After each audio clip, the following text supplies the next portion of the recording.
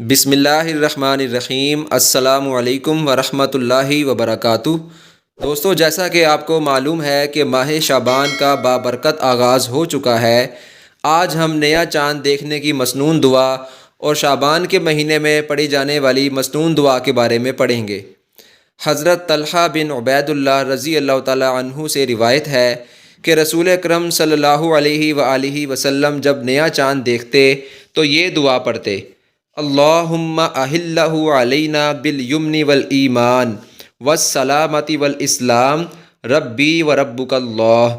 اس کا ترجمہ ہے: اے اللہ، اس چاند کو ہم پر برکت، ایمان، سلامتی اور اسلام کے ساتھ طلوع فرما۔ اے چاند، میرا اور تیرا پروردگار اللہ ہے۔ سنن ترمذی شریف سے یہ دعا ماخوذ ہے۔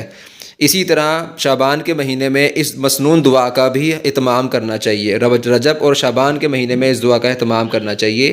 وہ دعا یہ ہے: اللہم بارک لنا فی رجب و شعبان وبلغنا رمضان۔